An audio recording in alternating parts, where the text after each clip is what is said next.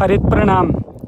पेड़ों का स्टेडियम, ये नाम हो सकता है आपने पहली बार सुना हो, पर ये हकीकत बनने जा रहा है बीकानेर ज़िले के लूणकरणसर कस्बे के सबसे पुराने गांव काड़ू की सरजमी पर। यहाँ ग्रामीण युवाओं ने मिलकर योग खेल प्रकृति प्रोत्साहक क्लब का गठन किया है और उस क्लब के तत्वावधान में संयोजन में ये एक पेड़ों का स्टेडियम यहाँ पे विकसित हो रहा है। काड़ू मेरे बुज़ुर्गों की जन्म और कर्म स्थली भी रहा है, लिहाजा इस गांव और इसकी परंपरा का एक छोटा सा अंश होने के नाते मैं भी इस अभियान का हिस्सा बनकर खुद को गौरवान्वित महसूस कर रहा हूँ। ये चारों तरफ मैं अब कैमरा घुमाकर आपको इस स्टेडियम में जो पौधे हम पनपाने जा रहे हैं उनसे रूबरू करवाने जा रहा हूँ। कैमरे की अपनी सीमा होती है, लिहाजा हो सकता है मैं बहुत अच्छे तरीके से इन पौधों को आप तक न दिखा पाऊँ, फिर भी मेरा प्रयास रहेगा कि आप इन्हें देख पाएँ। इस स्टेडियम में हम लोग 5 लाइनों में ये पौधे लगा रहे हैं और उनके बीच में भ्रमण, दौड़ और अन्य गतिविधियां होंगी और बीच का जो हिस्सा है उसमें दूसरी जो एक्टिविटीज़ है वो होंगी। अभी आप देखिए किस तरह से पौधा लगाना है, कैसे लगाना है, कैसे देखभाल करनी है। इन सब चीज़ों पर बारीक चर्चा के बाद यहाँ हमने पौधे लगाने का काम शुरू कर दिया है और हमारे जो सीनियर साथी हैं वो गाइड कर रहे हैं ताकि कोई भी पौधा ख़राब तरीके से न लग पाए। तो ये पौधे रोपित कर रहे हैं हम सब लोग मिल कर के। एक पूरा जो चक्र है इसका वो लगाते हुए मैं मेरी बात को विराम दूंगा ताकि आप इन सब पौधों से रूबरू हो सकें। हवा चल रही है, इस कारण हो सकता है थोड़ा आवाज़ में आपको व्यवधान महसूस हो। अगर ऐसा हो रहा है तो उसके लिए क्षमा। ये पौधों की लाइन उम्मीद करता हूँ आप देख पा रहे हैं और अब एक दौड़ के साथ में पूरा चक्र हो जाए ताकि आप सब इनको तेजी से देख पाएं।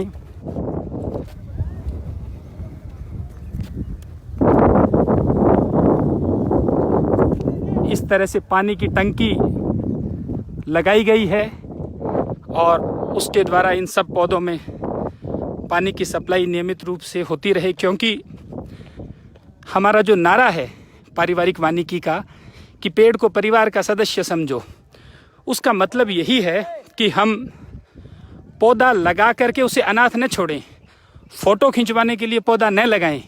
अगर इस भावना से लगाते हैं तो उससे तो बेहतर है कि हम पौधा लगाएं ही ना, क्योंकि जिस तरह हम घर में बच्चा पैदा करते हैं तो उसे अनाथ नहीं छोड़ते, उसका पालन पोषण करते हैं। क्यों?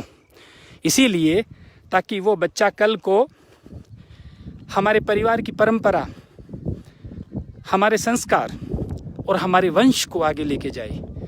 ठीक इसी तरह से ये पौधे हमारे परिवार के सदस्य हैं, हमारा हिस्सा है और हमें इन्हें लगा करके इनकी देखभाल करनी है तब तक जब तक ये खुद अपनी देखभाल में सक्षम न हो जाए। तब तक ऐसा करके ही हम इनको लगाने का जो महत्व है और इनको लगाने का जो औचित्य है उसको सिद्ध कर सकते हैं।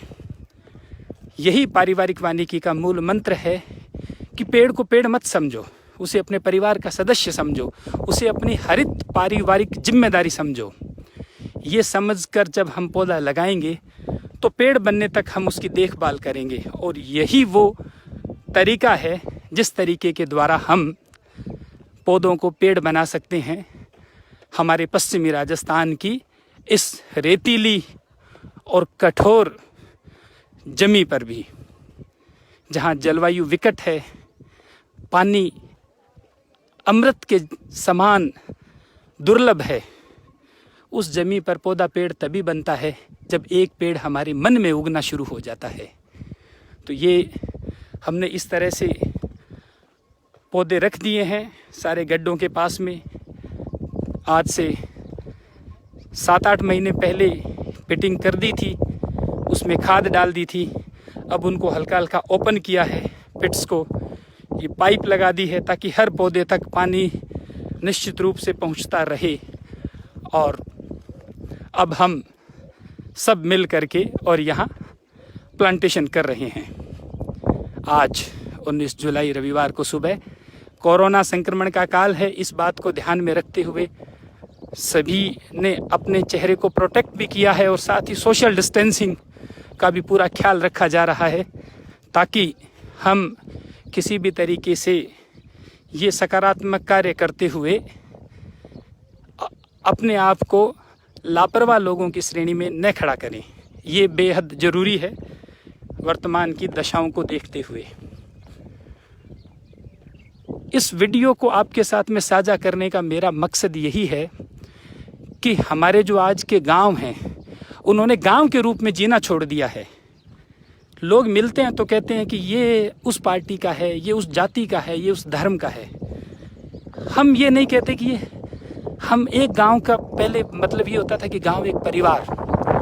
तो यहाँ ये जो पौधारोपण है, ये उस जो परिवार की पुरानी भावना थी कि गांव एक परिवार होता है, उस भावना को वापस से पुनर्जीवित करने का एक प्रयास है, जिसमें एक ही मकसद है सभी का कि ये पौधे पेड़ बने। पिछले साल हमने यहाँ शमशान भूमि में पौधे रोपित किए थे और सबने संकल्प लिया था कि इनको पेड़ बनाएंगे। आज वो बेहद शानदार हैं, सभी पौधे पेड़ बन रहे हैं। क्यों?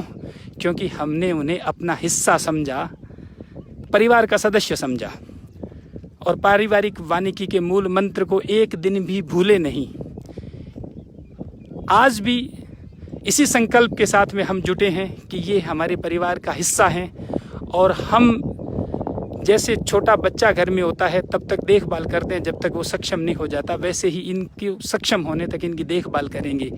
फिर ये अपने आप इन हवाओं को, पक्षियों को, बादलों को, जमी को, सबको बताएंगे अपनी कहानी।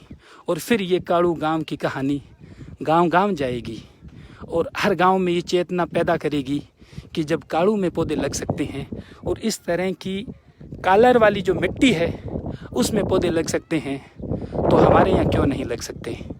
उम्मीद करता हूँ कि हमारे कालू का ये जो हरित जज्बा है, ये हरित जज्बा बाकी जो हमारे गांव हैं वहाँ के हमारे बहन भाइयों को भी प्रेरित करेगा इस बात के लिए कि हम भी कालू की तरह अपने यहाँ